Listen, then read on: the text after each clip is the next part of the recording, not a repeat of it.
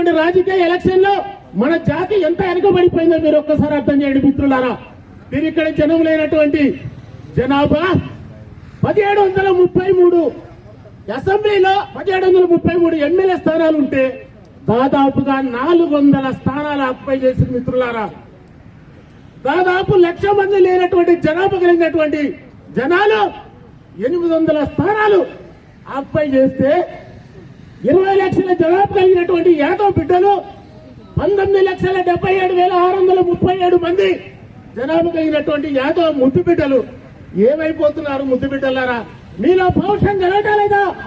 మీలో సంస్కారం రావట్లేదా? మీలో త్యాగం రావట్లేదా? మన కోసం పోరాటం చేస్తున్నటువంటి, మన కోసం అందించినటువంటి నాయకులు మహానుభావులు ఎంతగానో సంస్కారం అందిస్తే మన జాతి ఎంతగానో ఆగమైపోతుంటే మీరు ఇంత కూర్చొని ఎవరికి పోయినా పర్వాలేదు నా కుటుంబం బాగుందని అనుకుంటూ మీరు ఉంటున్నారా మిత్రులారా? ఈ అవకాశం ఒక్కటే అన్నకొక్కడికే అవకాశం ఇస్తున్నారా మిత్రులారా? మీరు రావాలి, మా ఎంట రావాలి, రాజకీయంగా పోరాటం చేయాలి. విద్యలోను ఉపాధిలోను తర్వాతకి మనకి ఎన్నో రాజకీయ పరంగా కూడా ఎంతగానో మనకి నష్టాలు జరుగుతున్నాయి. మీరందరూ కూడా మనం వెంట లేకపోతే మనకింకా కూడా మన వారసులకు అన్యాయం జరగడానికి అవకాశం ఉంది మిత్రులారా. ఏమైపోతుంది మన సమాజం? ఏమైపోతుంది మన జాతి? ఏమైపోతుంది? మీరు ఒక్కసారి ఆలోచన చేయండి. అప్పటి నుంచి ఇప్పటి వరకు కూడా అన్న మీద దాదాపుగా 68 కేసులు, నా మీదనే 30 కేసులు ఉన్నాయి మిత్రులారా. ఒక్కసారి మీరు అర్థం చేసుకోండి. అన్న ఎంత త్యాగం చేస్తున్నాడు, ఎక్కడికెక్కడికి అరెస్ట్ అయ్యి వస్తున్నాం. మా టీం అందరూ కూడా దాదాపు ఒక్కొక్కరి మీద 20-30 కేసులు ఉన్నాయి మిత్రులారా. మీరు ఒక్కసారి అర్థం చేసుకోండి. అంటే మా జాతి కోసం, మన జాతి కోసం ఎంత కష్టపడుతున్నాం మీరు ఒక్కసారి అర్థం చేసుకోండి మిత్రులారా. ఇప్పటికైనా సరే మనం బాధపడాల్సినటువంటి అవసరం లేదు. మన అన్న, మన నాయకుడు రాములన్న ఉన్నాడు కాబట్టి మనం అందరం కూడా అన్న వెంట నిలబడాల్సినటువంటి అవసరం ఉంది. ఎక్కడికెక్కడ టీములు కావాలి, జిల్లా లెవెల్ టీములు కావాలి, మండల లెవెల్ టీములు కావాలి, విలేజ్ లెవెల్ టీములు కావాలి. అన్న గదిలో వస్తున్నాడు అంటే జనాభా జనసముద్రం లాగా రావాలి. మన యాదవులంతా కూడా 20 లక్షల జనాభా వస్తున్నారు అంటే ఎంత మిత్రులారా? 1,00,000 మంది జనాభా ఉన్నోడు ఇప్పటి వరకు 400 స్థానాలు ఆక్యుపై చేశాడు. 19 లక్షల జనాభా ఉన్నటువంటి మనకి ఇచ్చిన రిజర్వేషన్ ఎంత మిత్రులారా? 2.08 మిత్రులారా. మీకు ఇంకో విషయం తెలుసా? 10 లక్షల జనాభా ఉన్న వాళ్ళకి ఈడబ్ల్యూఎస్ పేరుతోటి 10% రిజర్వేషన్ మిత్రులారా. 10 లక్షల జనాభాకి 10% రిజర్వేషన్ ఉంటే 19 లక్షల జనాభా ఉన్న మీకు 2.08 మిత్రులారా. ఒక్కసారి మీరు అర్థం చేసుకోండి. స్వతంత్రం మనకు వచ్చిందా? ఉన్నోనికి వచ్చిందా? లేనోనికి వచ్చిందా? ఉన్నోనికి వచ్చిందా? మీరు ఒక్కసారి అర్థం చేసుకోండి మిత్రులారా.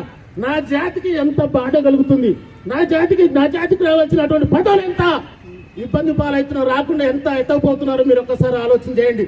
స్థానిక సంస్థలలో అది సర్పంచే కానీ, ఎంపీటీసీ కానీ, జడ్పీటీసీ కానీ మీకు అవకాశం ఉంటే మిత్రులారా మీరు ప్రతి ఒక్కరు పోటీ చేయడానికి ప్రయత్నం చేయండి.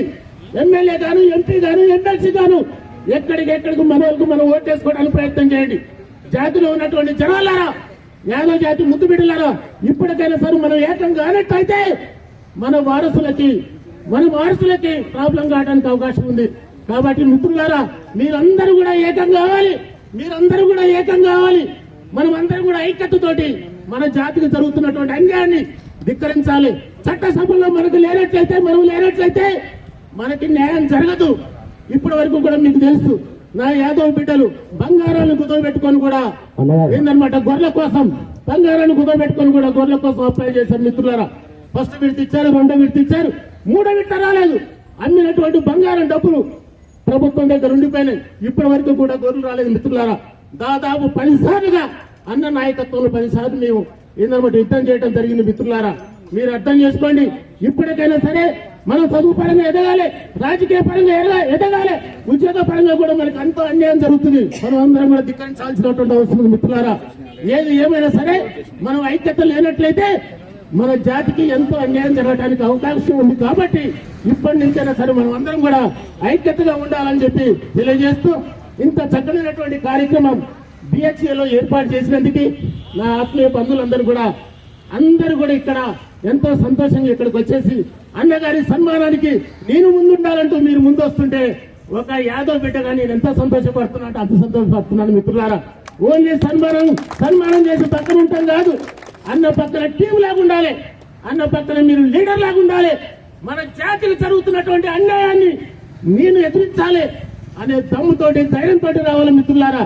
మా సోదరి అంజలి కుమారి గారు ఇవాళ అన్నాని వెంట ఉంటాను, నీ టీంలో నేను ఉంటాను అని అంటూ మా చెల్లెలు ఏందన్నమాట రావటం మనకు ఎంతగానో సంతోషం ఉంది.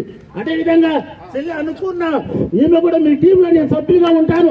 అదేవిధంగా కోడి శివకుమార్ కొంతమంది సభ్యులందరూ కూడా ఇవాళ మేము చూస్తుంటే తరలి వచ్చారు మిత్రులారా. మీరు ఒక్కసారి అర్థం చేసుకోండి. అంటే నేను అడిగేందంటే టీం లాగా ఉండి మన జాతి జరుగుతున్నటువంటి అన్యాయాన్ని, టీం లాగా ఉండి మన జాతికి జరుగుతున్నటువంటి అన్యాయాన్ని మనం ధిక్కరించాల్సినటువంటి అవసరం ఉంది మిత్రులారా. ఒకవేళ మనం జాతికి జరుగుతున్న అన్యాయాన్ని చూసి కూడా నువ్వు ధిక్కరించలేకపోతే నువ్వు యాదవుడే కాదు మిత్రులారా. ఎందుకు చెప్తున్నారంటే నేను భవిష్యాన్ని నింపుతున్నా, నీలో చైతన్యాన్ని నింపుతున్నా. నీ వంశం శ్రీకృష్ణ వంశం, నీ తండ్రి శ్రీకృష్ణుడు, నీ వంశం యదు వంశం. కాబట్టి మిత్రులారా ఇది ఒక్కటి మీరు గుర్తు పెట్టుకోవాల్సిన అవసరం ఉంది. అన్నగారికి ఇదంతా కూడా గుర్తించి చక్కనైనటువంటి సన్మానం చేస్తున్నందుకు అన్న టీంలో సభ్యుడిగా నేను ఎంతగానో సంతోషపడుతున్నాను. మీ అందరికీ పేరు పేరున కృతజ్ఞత తెలియజేస్తూ సెలవు తీసుకున్నాను.